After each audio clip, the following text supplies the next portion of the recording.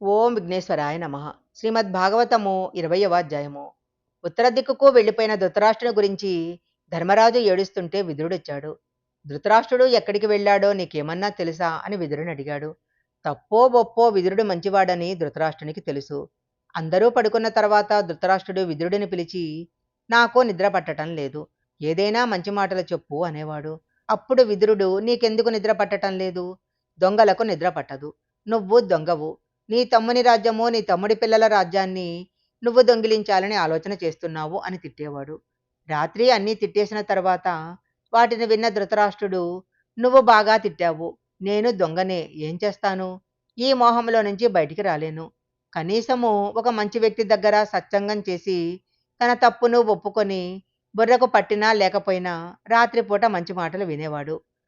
ఈ పుణ్యానికి గాను విశ్వరూప సందర్శనంలో కృష్ణ పరమాత్మ ధృతరాష్ట్రునికి కళ్ళిచ్చి దర్శనం చేయించాడు. జీవితంలో ఒక సత్పురుషుడితో సహవాసము ఎంత గొప్పదో చూడండి.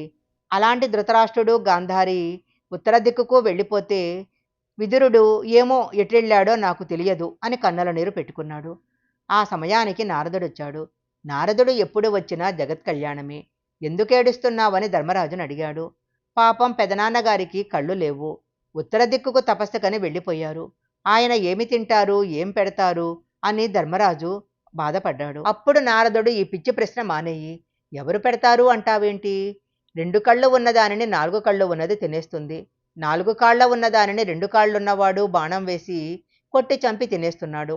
సత్పురుషులను పోషించటానికి చెట్లు కాయలు కాసి పళ్ళు పండి అందవేమోనని కిందికి వంగి అందిస్తున్నాయి. కాయ కోసేశాక కొమ్మ పైకి వెళ్ళిపోతుంది.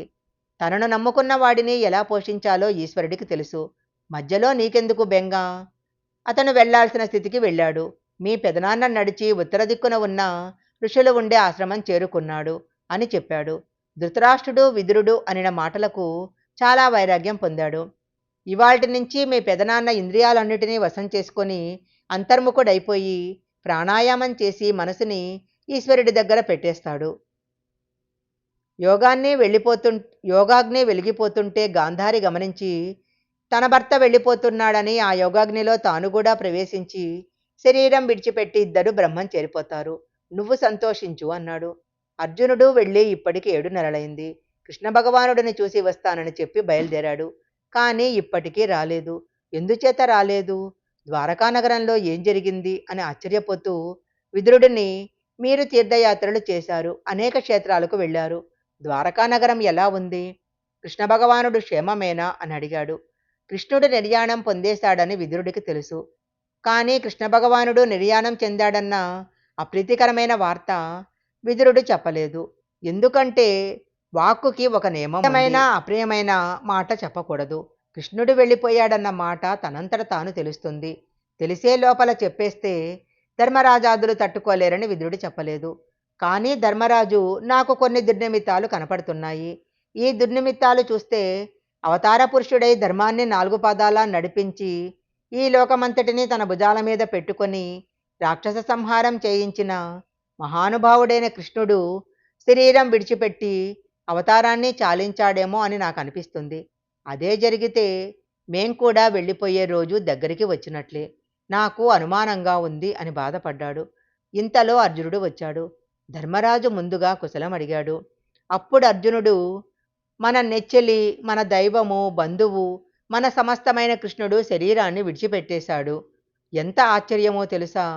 ముళ్ళు కాలిలో గుచ్చుకుంటే అడవిలో వెడుతున్నవాడు ఆ ముళ్ళు తీయటానికి వేరొక ముళ్ళును చేతిలో పట్టుకొని చర్మాన్ని ఉత్తరించి శరీరంలో ఉన్న ముళ్ళు తీసేసిన తరువాత శరీరంలో గుచ్చుకున్న ముళ్ళు, చేతిలో ఉన్న ముళ్ళు, 2 ముళ్లను విసిరేసినట్లు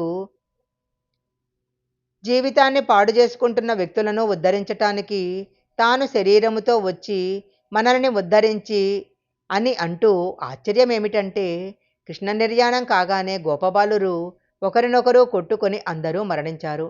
కృష్ణుడి భార్యలను రక్షిద్దామని నేను గోపాలురతో యుద్ధం చేయాల్సి వచ్చింది. గోపబాలురకు పశువులను తోలడం తప్ప యుద్ధం తెలియదు. అలాంటి వాళ్ళు కేవలం కడవలో నీళ్లు పట్టుకుని వెళ్ళి ఒక అబలను ఓడించినంత తేలికగా గాంధీవం పట్టుకున్న నన్ను ఓడించారు. కృష్ణపత్నులను నా వద్ద నుంచి అపహరించి తీసుకుపోయారు. అయితే నాకొకటి అర్థం కాలేదు. ఈ గాంధీవమునే కదా నేనప్పుడు పట్టుకుంది. ఏనాడు నీ జీవన రథంలో నుంచి కృష్ణుని తీసివేశావో ఆనాటి నుంచి నీకు ఓటమి ప్రారంభము. ఎంతకాలం కృష్ణుడు నడిపిస్తున్నాడని నువ్వు నమ్ముతావో అంతకాలం నీకు విజయ పరంపరే. ఈరోజు కృష్ణుడు లేడు. ఆనాడు ద్రౌపదీదేవి స్వయంవరంలో నేను బాణాన్ని గురిపెట్టి కదులుతున్న చేపను కొట్టాను. కాండవవనం దహించటానికి ఆగ్నేయాస్త్రం ప్రయోగించాను. 18 దక్షోహిణుల సైన్యాన్ని చీల్చి చెండాడాను. అన్ని చేయగలిగిన నేను ఈరోజు నా చేతులు గోపబాలులతో యుద్ధం చేయలేకపోయాయి. ఎప్పుడు కృష్ణుడు వెళ్ళిపోయాడో ఆనాడే మన జీవాలు వెళ్ళిపోయాయి. ఈవేళ మనము జీవోత్సవాలమై ఉన్నాము అన్నాడు.